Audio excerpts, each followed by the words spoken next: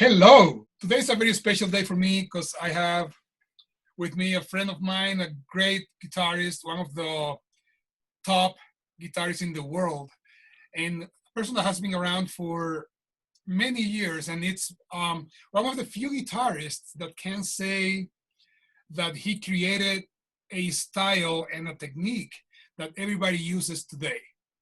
For me, Frank Gambale was the bridge between what I used to hear, which is heavy metal, and jazz.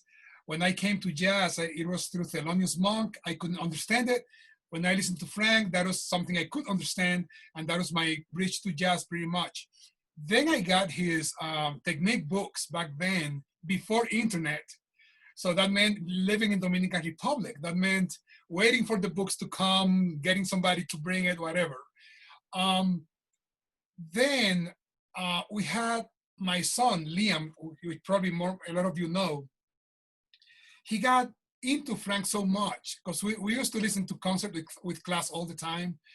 And Liam at 1 was always asking to listen or to watch the concert on TV. When I met him in person for the first time was in 2005, I think it was, Frank. And it was in Chicago. That was the day after he got all of his guitars stolen, actually. Oh, I remember that. So that was a bad day for you. I remember that. But here we are with Mr. Frank Gambale today, and welcome, Frank. Thanks for being with me today, man. Socrates, pleasure to be here. And yeah, look, Facebook Live is always fun. And, in this, what I call house arrest with the COVID virus thing, it's been great. I've been really enjoying the time at home and practicing and, getting some work done that things done that I wouldn't have been able to do had I been on the road. It's a lot harder to do stuff when you're traveling, Yeah. So, yeah, it's been good. Well, how are you? It's pretty much the same. It's been, it's tough to hear the news and see what's happening in the world. But at the same time, for my creative self, it's been great to be home and just practicing and writing music, with the family. But yeah, it's been tough. Just reading the news, it's been tough. But in general, I feel good about what's happening personally. Yeah. Well, I hope we get past all this pandemic stuff because, I really look forward to getting back to playing live. That's something I miss terribly. And I don't see an end in sight, at least from the America side here. Things are going a bit worse than ever. So, but anyway, enough virus talk. I wonder if you would like to hear me play a little bit. Are you getting any questions coming through? Are you seeing any? Not yet, but please go ahead and play some, and then we'll have it here. I'll have the Facebook open so I can see questions. I got a fun little bluesy shuffle beat. I call it a souffle, which is a famous French beat. Yep. Yep. And it's just a little fun jam track that I have, and I hope you like it, folks. Here we go.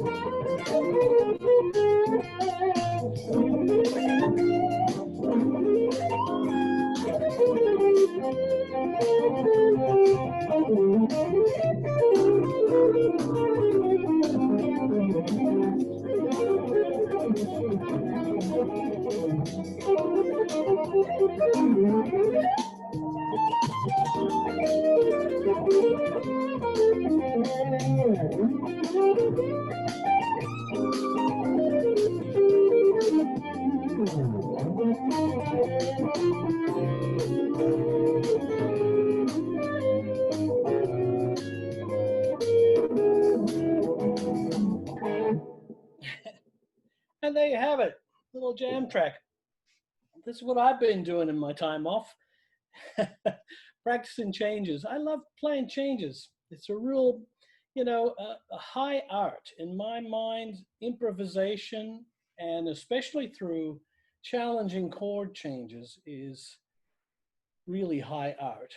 And it's not easy to achieve. It takes a lifetime to be able to be slippery through chord changes. And I think it's really chord changes that separates the men from the boys a little bit too. Playing changes. Any comments? I can't hear you, Socrates. I've lost you for some reason. Can't hear you. I was muted.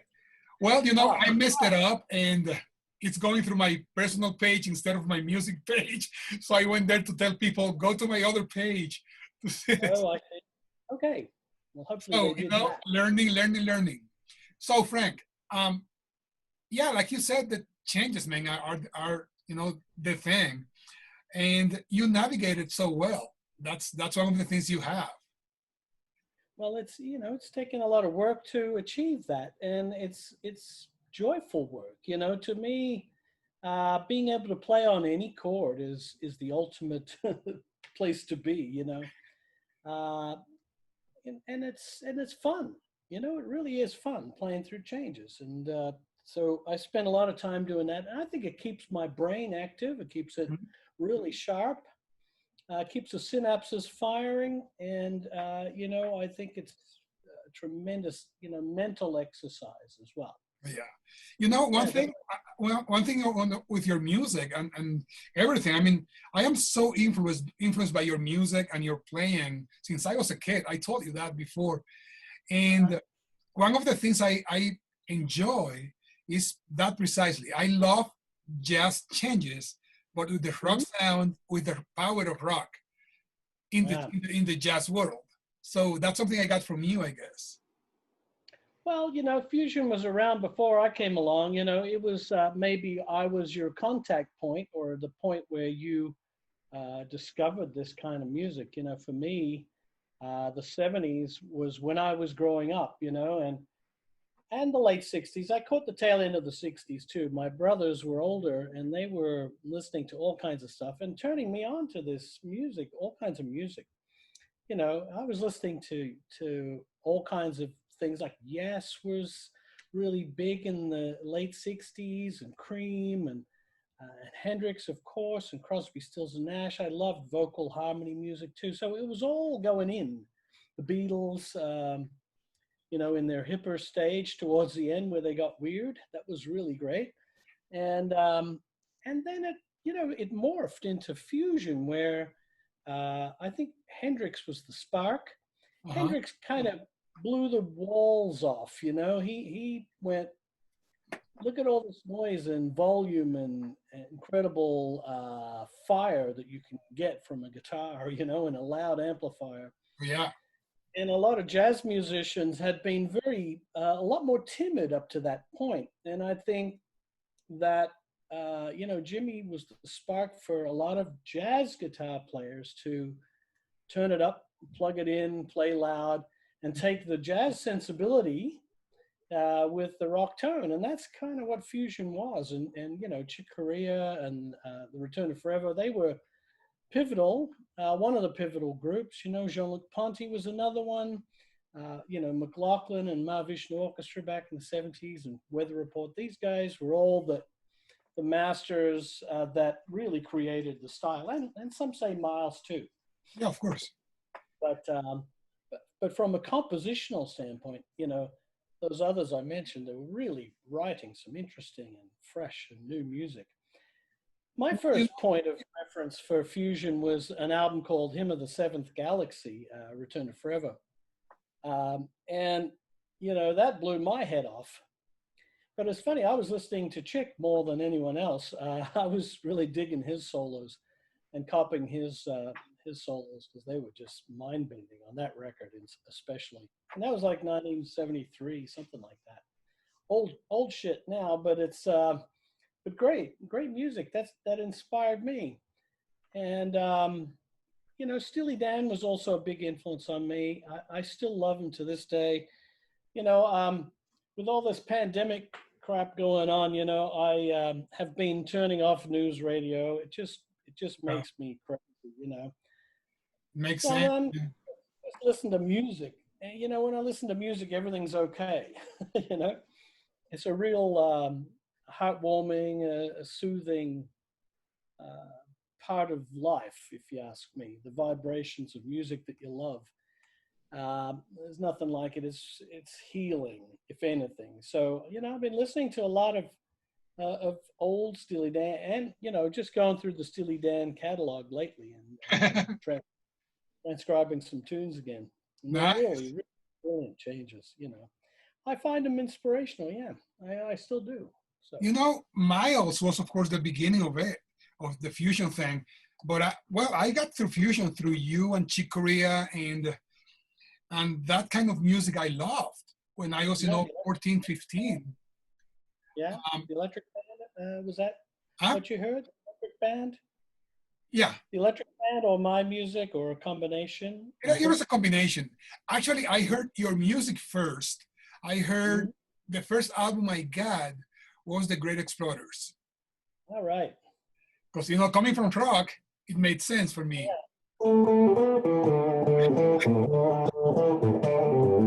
Of course, yeah, that was an easy transition. Learning those songs when I was like, whatever, 15, 16, 18, was challenging because, I didn't have the chops, like your sweep picking technique. I had to learn that. It was like, okay, how do I learn that? Then I got your books. And that's how things evolved into whatever is happening now. So, Frank. Hopefully they helped. they did help a lot, not only in the guitar part of it, but also for me musically, in everything music. I told you, I started with Dick Grove, and for me, that was an easy transition too, because I started your books first. Then when I went to him, it was easy to go from one place to another. Sure, Dick Grove, I completely was in sync with his way of thinking about harmony too. I love the idea of chord families and, dividing up the scales into their relative kind of sounds. And, and really studying each scale, the possibilities for each chord family. And that really gives you a good, strong foundation, I think, for playing changes or arranging. Like Dick Grove was a great arranger Yep. and musician. And that's how I got to him. It was through the composition and arranging chords. It was not on Yeah. guitar. It was the composition part.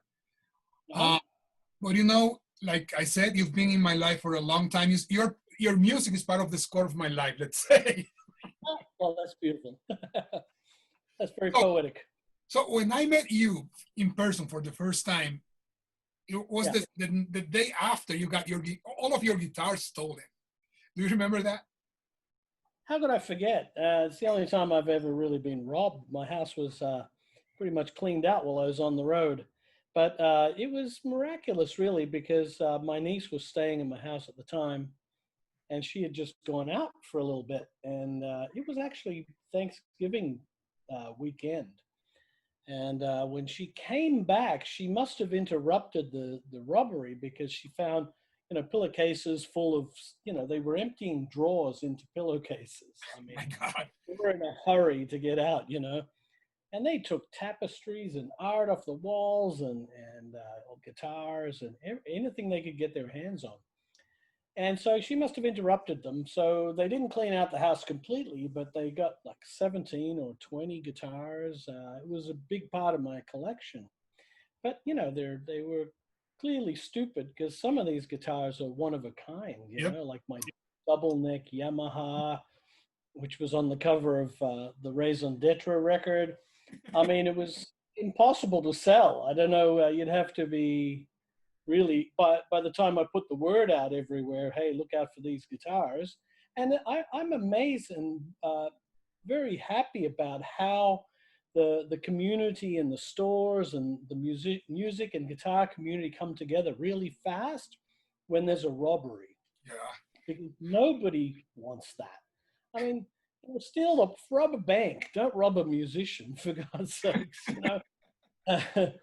So, we all band together and, we're all immediately got to look out for these guitars and the serial numbers. And of course, I keep a pretty good catalog. I don't have that many guitars anymore, but, I try to keep track of the ones I have with serial numbers and everything. So if anything like that, oh, I didn't say the best part. I got everything back.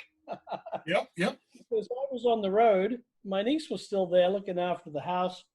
And, the day before I got back, my niece's laptop had been stolen. And so the police caught a guy burglarizing, or whatever the word is, another house in the area. And they went back to his place and they found a garage full of stuff, and they found my niece's laptop, and she happened to, it was a brand new laptop, so she still had the serial number and everything, and it matched.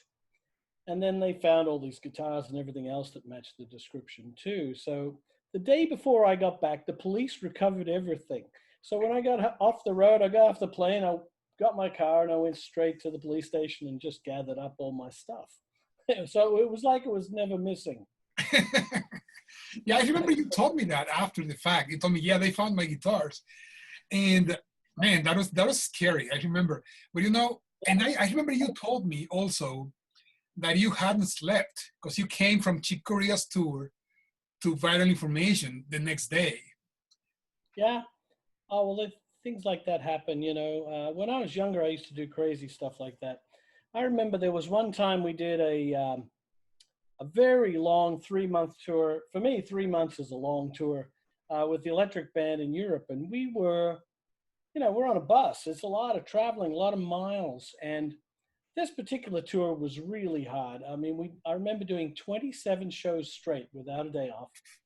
One night off, and the only reason we had the night off was because the bus couldn't make it, or the gear couldn't make it to the next destination. We were going from somewhere like Poland to the tip of Italy down near Sicily or something. It was a crazy distance. And then we did another 17 shows straight. And the guys, we were all dead tired after the tour. And the guys said, look, we're going home. We got a 2-week break before we have to be in Japan to play more dates in Japan. And I said, well, screw that. I'm not going home. I didn't need to go home at the time. And I thought, I'll just fill in with a couple of clinics and whatever and do some work over here in Europe. And I cut it so tight. The last thing I did was in Vienna, and I had something like a 36-hour journey to get to Nagoya to play with the electric band. And it was incredibly tight because, you know, I had like 10-hour layovers in Singapore and stuff like that. It took forever. And, you know, after 36 hours, I got to Nagoya, and I managed to get 1 hour of sleep before I had to play. So, needless to say, that was one of the stupidest things I've done. But, you know, you do it when you're young while you can. You know, nowadays I wouldn't do that. I like to get to a place or a country, have a day, and then play. Well, you know, touring, I remember those days too, when I was 25 or so. And we got to the place, to the country, whatever, at 2 p.m., played the show, left at 5 a.m., and then another country. And at 25, you can do that. Now it's like, I need to be home. Yeah, well, you know, it's a form of torture sometimes being on the road. Look, to me, the playing is the best part. You know, you're on stage for 2 hours, 2.5 hours, and you're hanging with the folks at the show and you know, signing autographs. And it's a tremendous, you know, camaraderie between the band and the audience. But then, you know, the rest of the time, the 21.5 hours, you're on the road. Yep. You know, you live in hotels or airports and everything else. So, yeah, that's what I always tell my students. It's really important to be a people person. You have to be able to get along with other people because most of the time while you're on the road, you're hanging out. You know, it's not always about just the playing part. You know, that's something I always tell my students too. It's like, you know, you want to play with people you like. Because most of the time you're going to be with those people. Exactly. And you want to play with good players that you like. Yep. You can. Yeah. So, you have a lot of things going on. I know you had a tour to Europe that, of course, was postponed because of the COVID. Yeah. Thank you, virus. Yeah. I mean, I remember when I saw, well, the beginning of it, and I saw that they postponed your tour and everything was coming down. It was like, oh my God.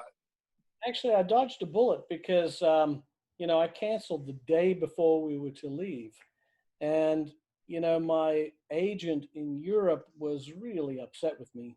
He Oh, said, you can't cancel. How dare you? It took us literally 6 months to prepare and coordinate a 6-week tour. You know, it's a lot of effort goes into making these tours happen.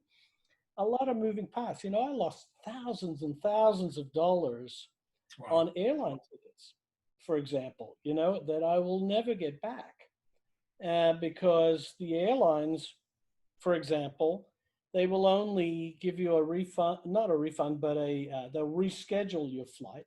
But they don't give you the flexibility of rescheduling when you want. They have to, before the end of the year, you can reschedule. Well, you know, even if they gave me a year, it wouldn't be enough. They take it from the time you purchase the ticket. If you purchase a ticket to travel, you don't purchase it the day you leave. You're always purchasing it at, you know, 4 weeks or 6 weeks in advance. Yeah. But if they give you a free, you know, pass on the time you purchased it, it's not. They're missing the 6 weeks. So anyway, all of it was write off. You know, it was like $8,000 in tickets that I lost, which was ouch, baby. That hurt. So yeah, but it was still better than having gone over there with the entire band and we were stuck or weren't able to get back or, you know, we were exposed to the virus or whatever. But yeah, the whole tour has been postponed exactly a year to the next year. And we're hoping we can do it then. Pretty much the same tour. Everybody just said, okay, let's just, next year it's almost exactly the same dates. It's hilarious. Nice to hear that, actually. Well, let's hope, man, that we are back in shape by, you know, next year. Yeah, look, this is very surreal what we're living right now. You know, artists and entertainers are shelved pretty much, you know, and so it's not a good thing. you know, a lot of our friends are having a hard time. Yeah. Because, you know, Yeah. like we were talking the other day, it's hard. It's there's no other way around it. So Yeah. Frank, You know, you have, yeah. besides that, then you have a lot of other stuff happening in your life, in your musical life, um, and your personal life too. But let's go talk about the musical life. Yeah. Um, you Yeah. I have mean, yeah, I've been concentrating since I'm home. I'm sort of working on. I'm composing. You know, I'm writing new music, and which I hope to record at some point soon.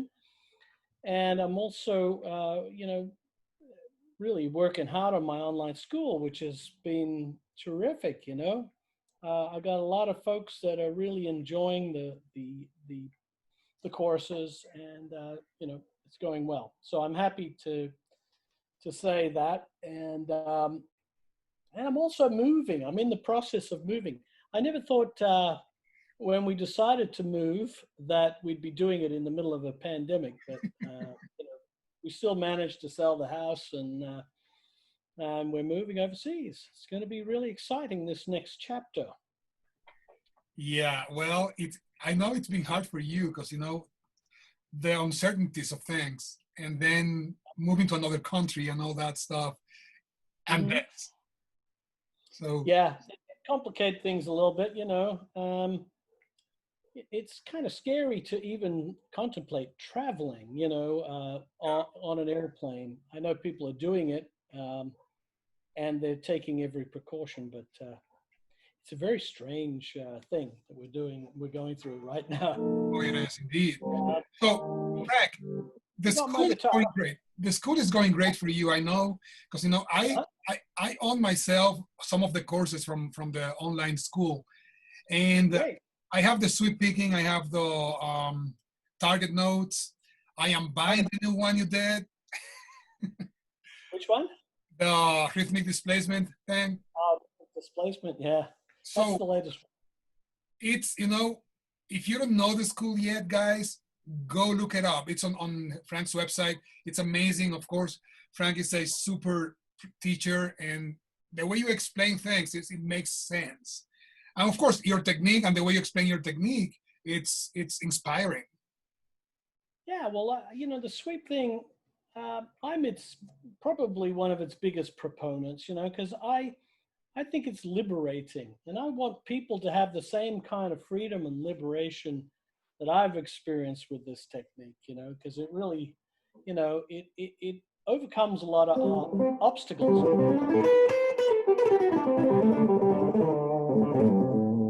I don't feel like the pressure of, you know, when you're playing fast, that it's like it's a pressure. To me, it's as easy as playing slow.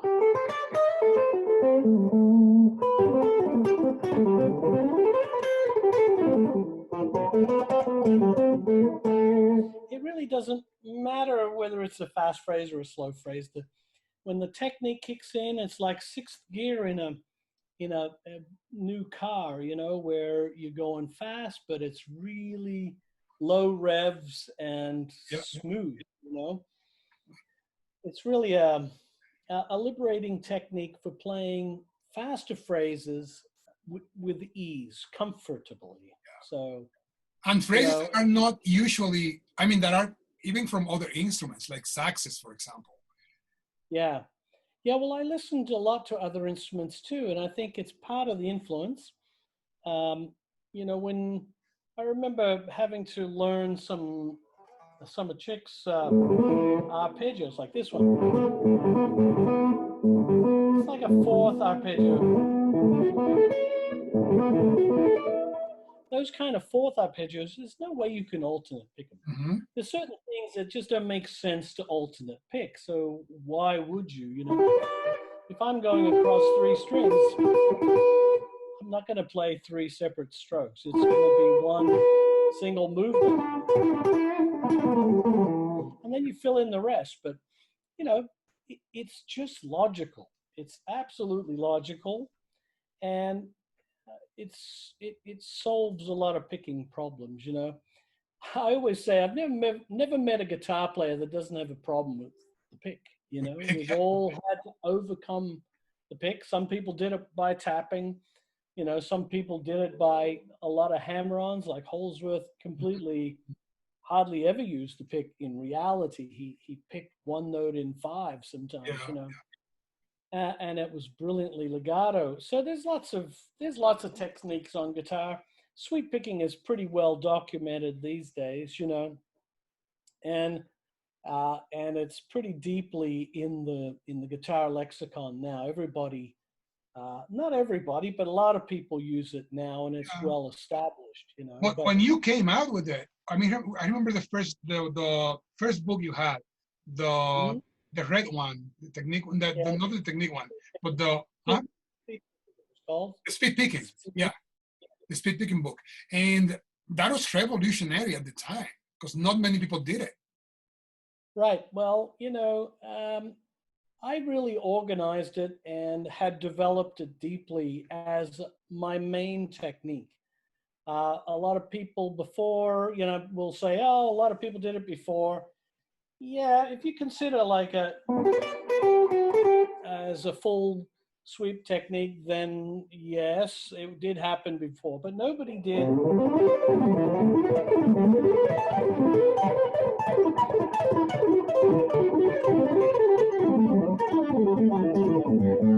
Nobody did that.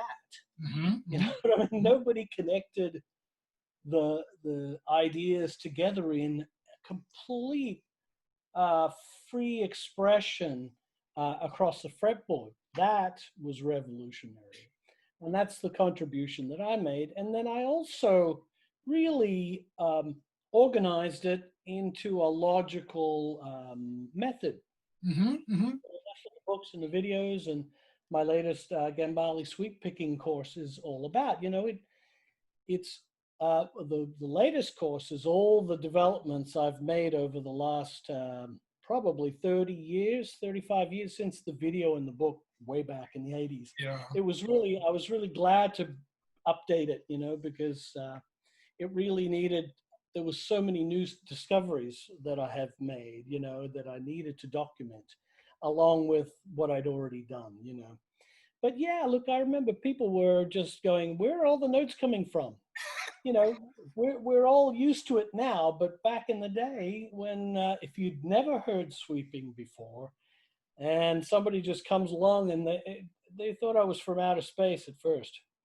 And I assure you, I'm from planet Earth and just have put a lot of hard work into guitar and the joy of guitar and everything about guitar. I just love the guitar. It's an Well, incredible. yeah, you know, I remember the first, well, when I heard Great Exploders for the first time, and I heard the Mhm. duet with the drums, I was like, oh my God, what is that? Yeah. Do it to it. Yeah, that was supposed to go a lot longer.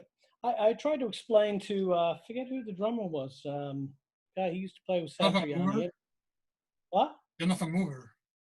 Jonathan Mover. Yeah. I said, let's just jam. Let's take it. You know, I had that one idea, which is whatever it was,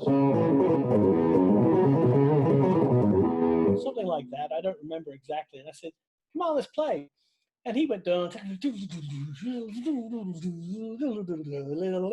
blip, and he stopped. I said, well, what are you doing? Why don't you stop? You know, we're just getting started. I guess that's all he had for it, you know. He just didn't get what I was trying to do. It was supposed to be a good couple of minutes of jamming, but Okay. anyway, that's what Well, we got. but I remember when I heard that, that's when I said, I need to learn how to do that. But it still had an effect on you, even though it was short. That's cool. So, Frank, what about you developed a tuning for guitar that you Oh, patented? you want me to demonstrate it a little Yeah, bit? sure. Please do. Hang on a second. Let me see if I can turn this off so it's. I have a few questions also from several people here. I send them to you on the chat here. Yeah, I have an acoustic guitar. It's a little hard to play, but because my fingers aren't. I'm still in holiday mode. My chops are in holiday mode. There it is. You know, I can't tell you how incredibly fun this tuning is. And I hope a lot of people will give it a try. I call it Gambale Tuning because, you know, it was my creative step when I came up with this. It's basically, for the tuning, it's like having a capo on the 5th fret of a regular guitar, right? Those are the open strings, like a 5th fret, except the high E and B strings are an octave lower, right? Okay. So if they're an octave lower, this is what it ends up sounding like. So that's an A string, open, but it's your lowest string, right? That still sounds like guitar, and then down an octave.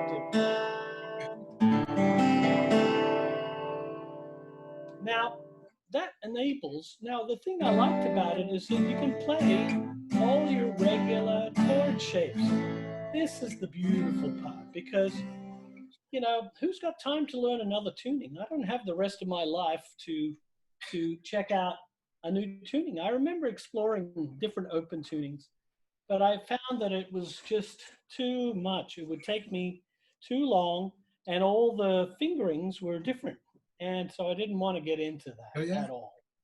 And so, but this, I could have kicked myself in the head because I knew that if a note was an octave lower, it's still fundamentally the same note, but it's just in a different octave, right? So I can play all my bar chords, I can play all my chords, but they come out differently. Listen.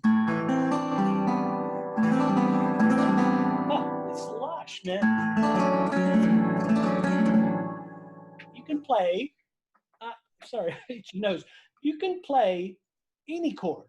I can play any chord a keyboard player can play. Like this Garden Variety Major 7 is 7, 1, 3, 5. That's keyboard voicing. I use that as a major 7 for keyboard voicing. But for a guitar, you would have to play it.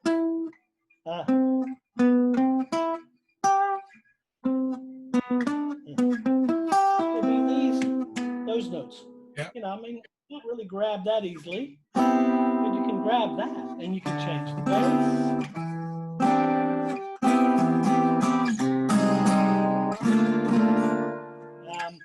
A piece of one of my songs called Foreign Country, the chorus goes, where I really use those chords.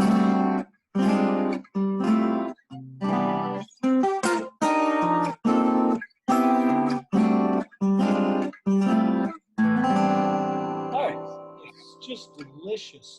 To me, you know, I'm not limited.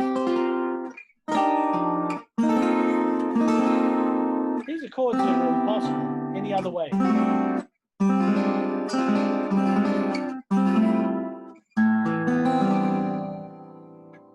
So, you know, to hear something fresh coming out of the guitar after, you know, 40, 50 years, or 50, God, what is it now? 54 years of playing is so delightful. I can't tell you how cool it is. So I'm writing with it. There's a song on my Salve record, the new one.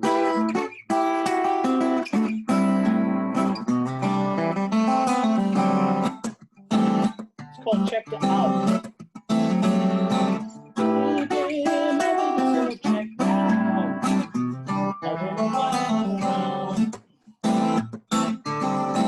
And the verse goes.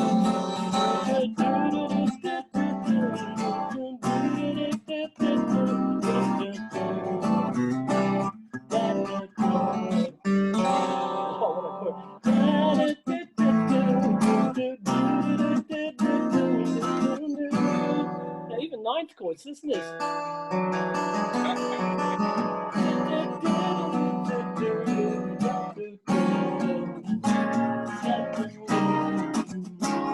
And then three chords.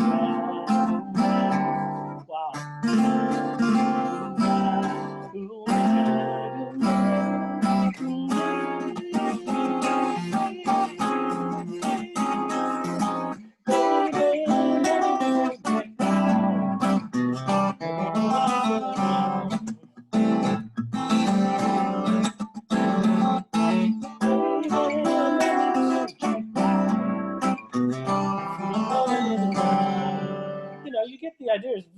inspirational sounding because it's unlike any tuning.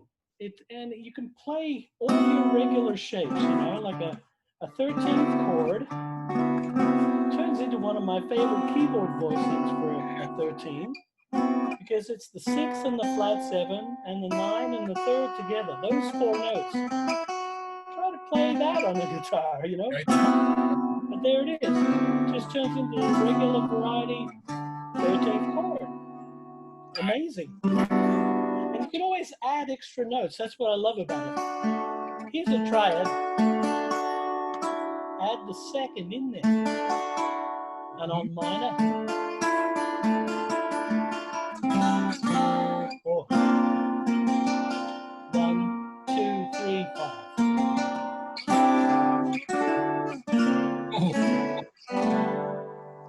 Awesome chords. This is one of my favorite minor 11s. It's, the 9, the flat 3rd, the 11th, or the 4th, and the flat 7th. All together. You can't play that any other way, If you look for it, you can always find a chord. Chords you're looking for.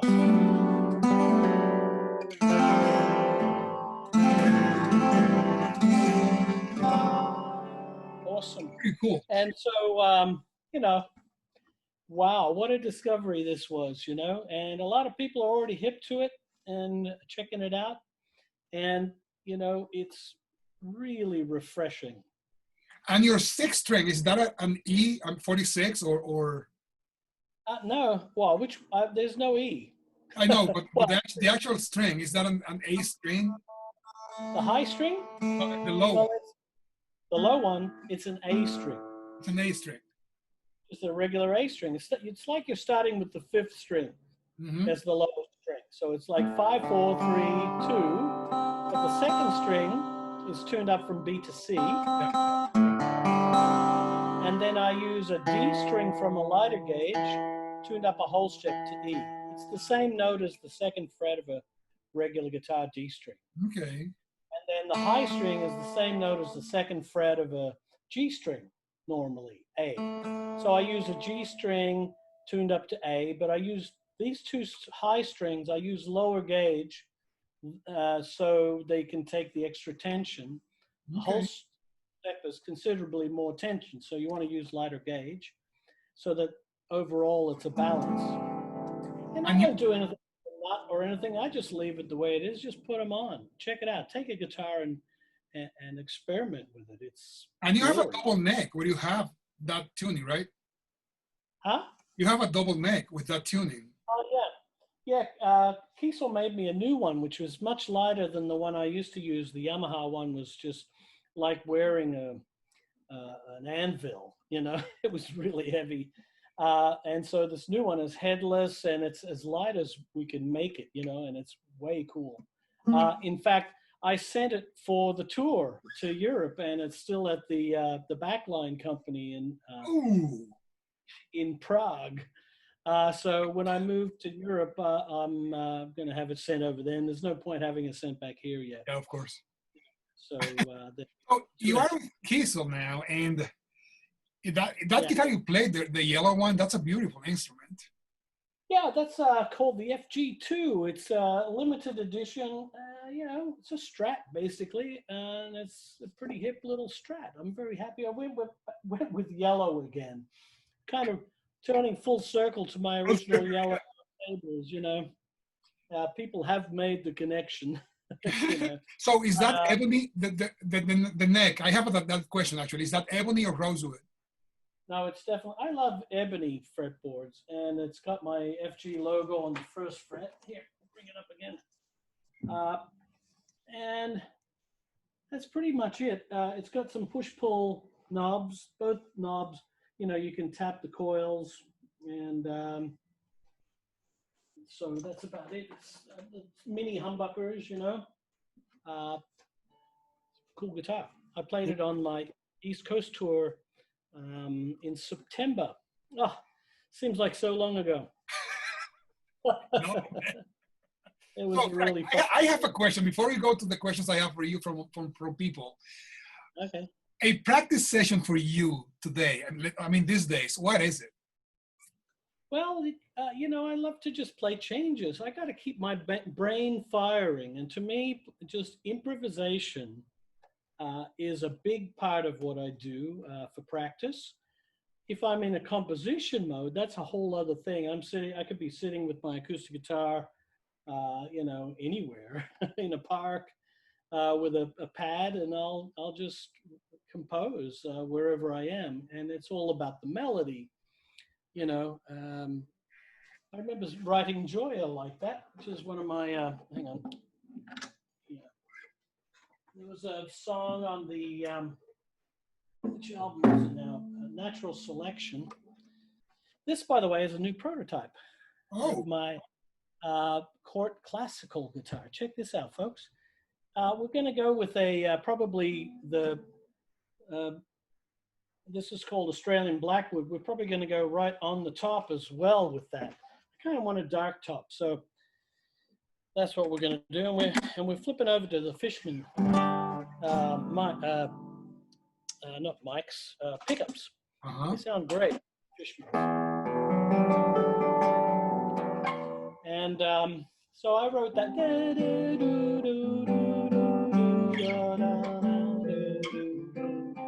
You know, just sitting around an acoustic guitar like that. That's generally how I write. I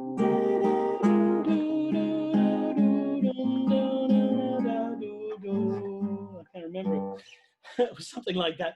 You know, you vocalize the melody if you can.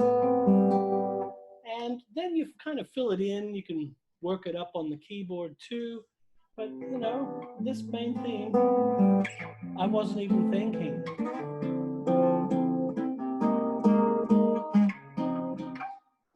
You know, and that's how a lot of my songs happen. I remember this one.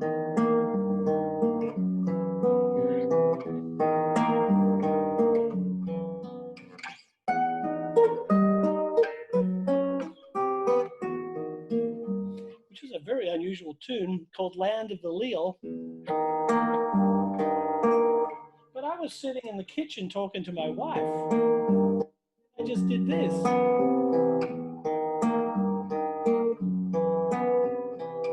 And I went, whoa, hang on a second, what is that? I wasn't even looking at the guitar. It was a little toy guitar. It was my daughter's half-size, you know, classical guitar.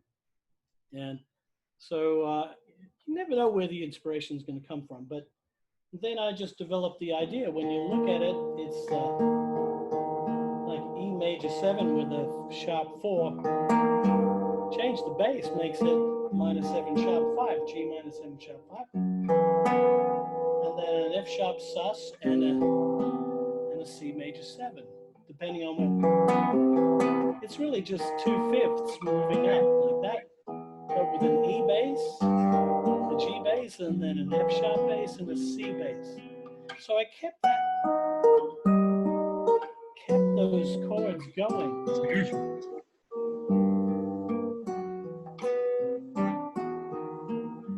Very moody piece, beautiful. It's a beautiful tune. You know, I told you it before, but that tune and that entire album was part of my honeymoon. Oh, Coming to Your Senses. Yeah, it was a pretty cool record. That's a good album. It's a great album. Our harmonies. I'd like to do that again. I really like 3-part guitars, you know. It's a very powerful instrument, electric guitar, when you do the harmonies. And I tried to do a lot of counterpoint, so it wasn't just block harmony, you know. Mm-hmm. That album had a lot of cool counterpoint going on. Yeah. And good melodies, and in general, the recording was good too. You had Billy Coven on drums, right? Now that's Raison. No, that's right. Yeah, that's true. That's true. But now, I had various drummers on that record. Yeah. The Tedesco was one. I had the guy that plays for Pink. Now I can't remember his name. My God, I should know. Various drummers. I had, I think, 4 drummers. I had Ray Brinker was another one. Great players. In Raison Dietrich is when you developed the tuning first, where you played. Yeah, that was the first time I exposed it. Yes, and it's a really. I had a lot of tunes that were inspired by that Gambale tuning that really came out right away because um, it was fresh. Especially when it was fresh, it was just inspiring, you know. And I still find it very inspiring. Look, I have, you know, when you're writing and I've written a lot of music, I've done a lot of albums, and it's really important to I try not to repeat myself for a start, and that's really hard to do when you've written 350 songs. But, you know, I always look for chord progressions I've never done before and chord progressions I've never heard before either. That's hard to do. Yeah, it is hard. But,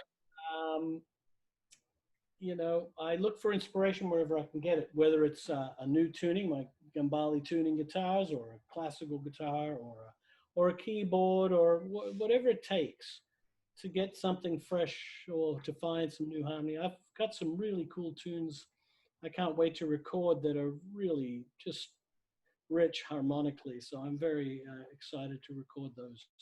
Well, we can't wait to listen to them when you do them, for sure.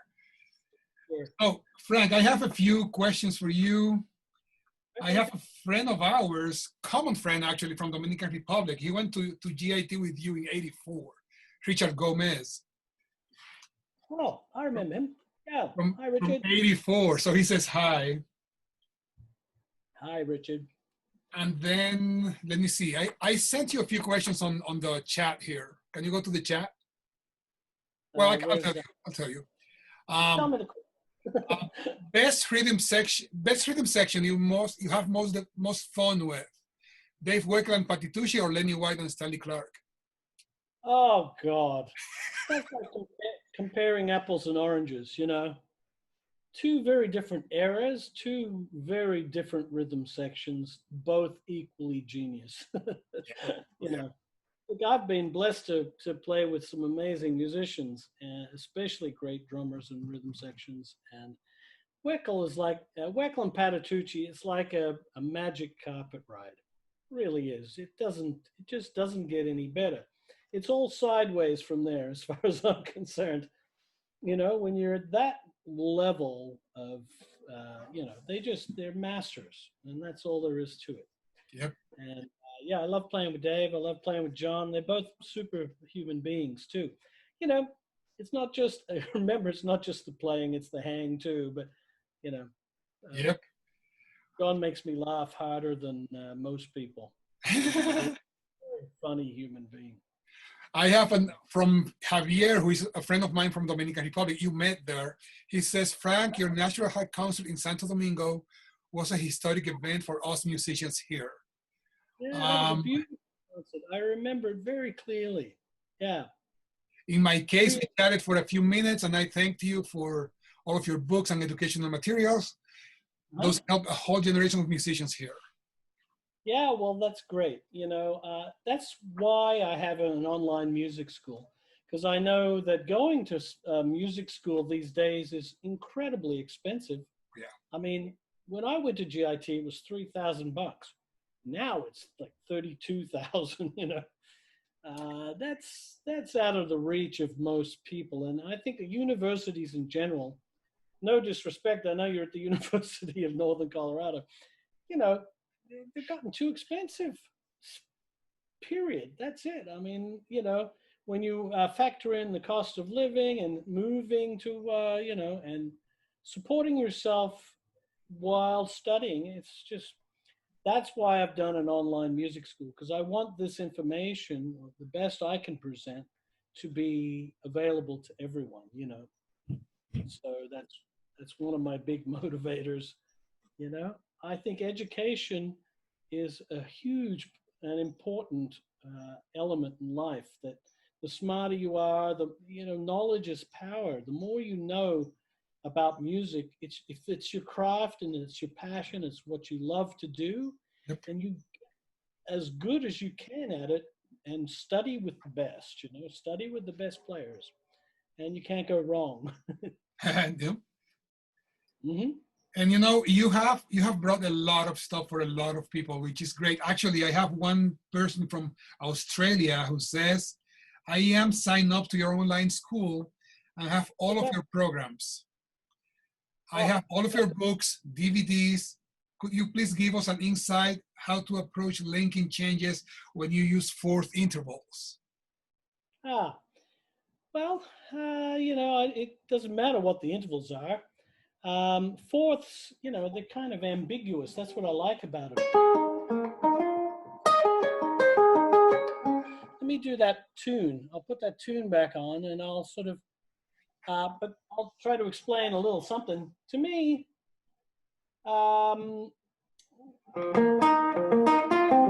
fourths, diatonic fourths are very open and enigmatic. They're very odd. A lot of jazz musicians use fourths. They sound they're almost a triad. I mean, if you would go to, straight fourths, if you just lower the top note, it's like a sus, right? They're like susses, all of them. They're like sus triads, basically. They're all sus triads. So, they're no different to anything else. To me, when you're playing changes, whether it's with fourths or anything else, it's, leading tones, just like anything else. For common tones, I look for common tones. Like if I'm going from F sus, this jam tune is basically an F blues. So, and then that's all just diatonic to F mixed lead in. When it goes to B flat sus, you know what it is about changes, and here's one of the secrets of playing changes, is that you need to know your fretboard inside out and backwards. Look, it's only about 2 feet long, so how long could it take to figure it out, right?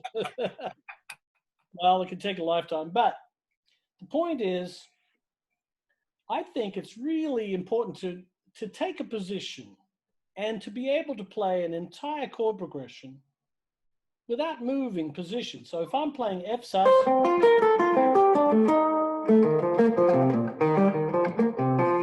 I'm going to take this central position. Now I'm going to go to B flat.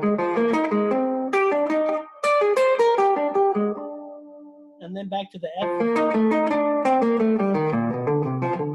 Then it goes to C sus, B flat sus,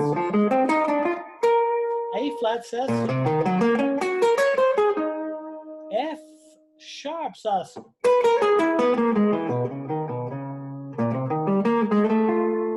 I didn't move my hand position at all, but in my head a lot of fireworks are going off to make sure that I'm playing the correct scale at the correct time.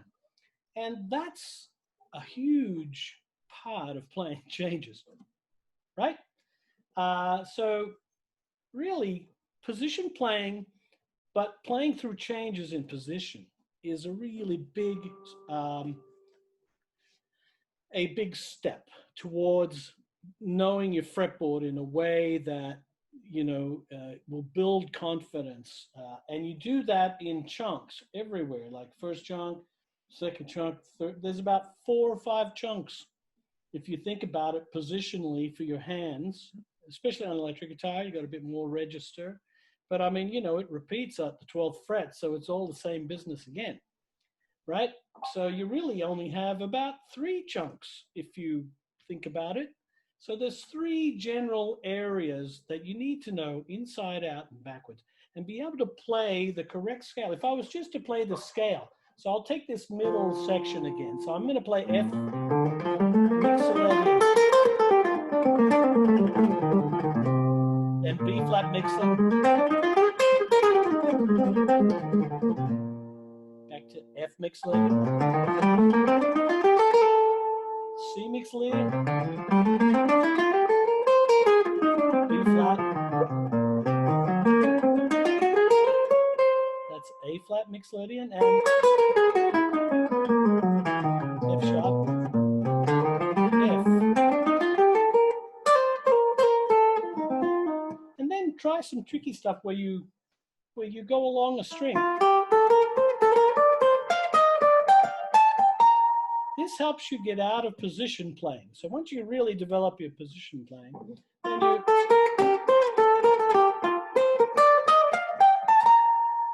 and then wherever you end up, you can go down the position there. But it's helped me get from here to here. Now I can take a different string.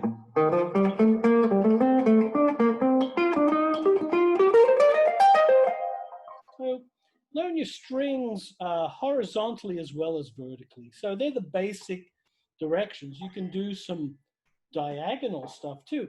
You know, it's amazing. You can get right across the fretboard if you play a scale, 2 notes per string. Check this out. This is F Mixolydian. That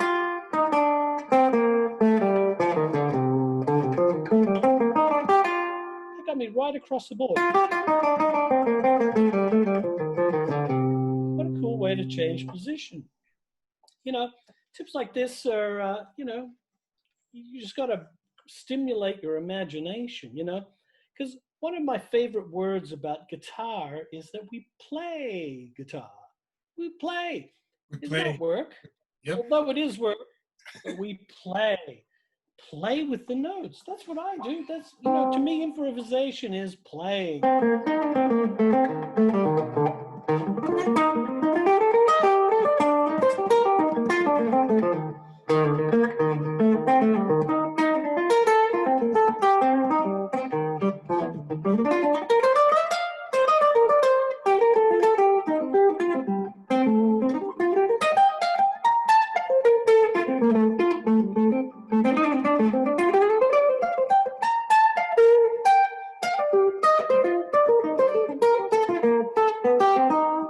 You know, I'm playing. I'm having a ball.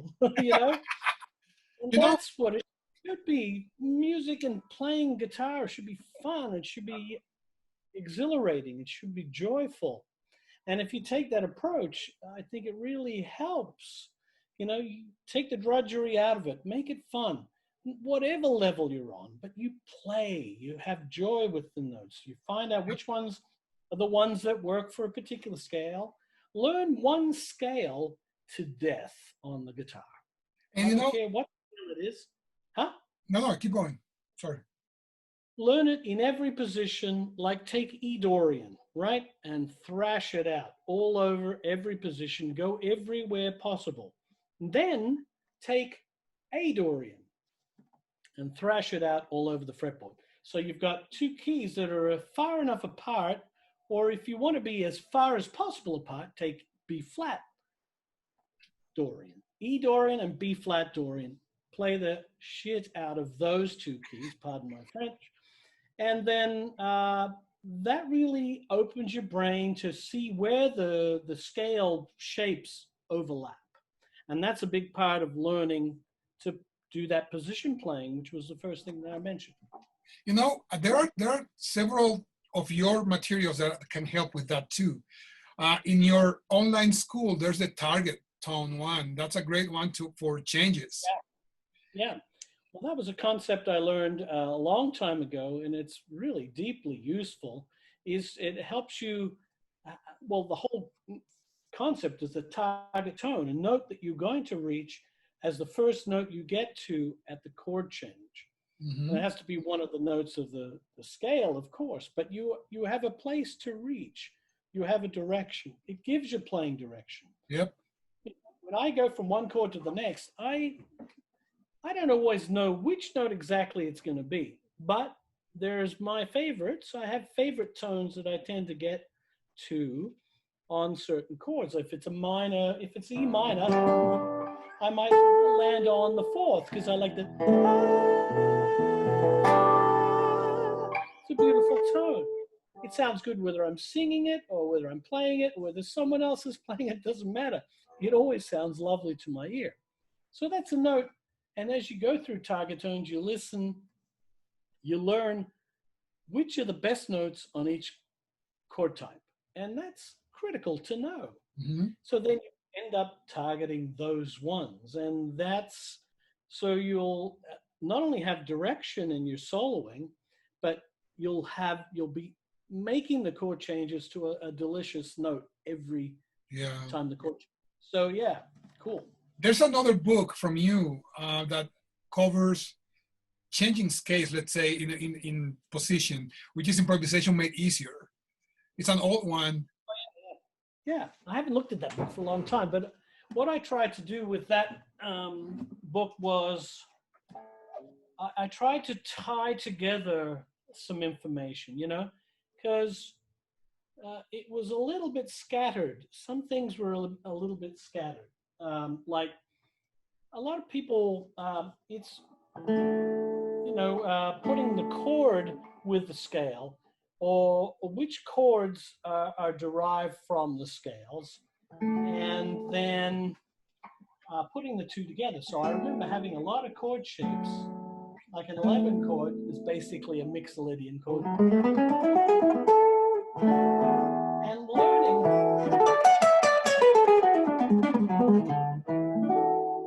just putting the chord and the scale together was really important to me because I would take a mode and then I would show a whole ton of chords that were based on that mode. Mm-hmm. So that when it saw that chord, you recognize that it was that mode.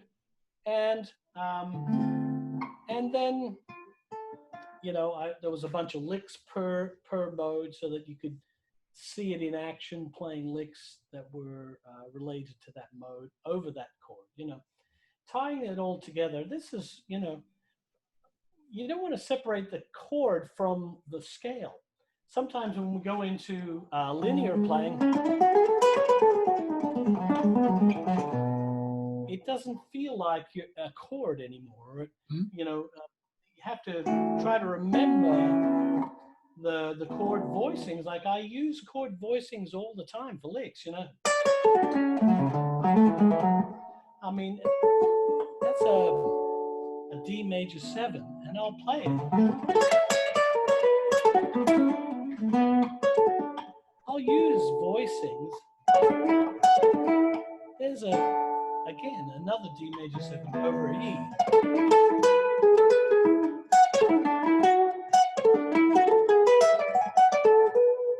Whether it's triad playing or whether it's arpeggiated stuff or just borrowing actual chord shapes to try to marry the two together and see the scale in and around the chord.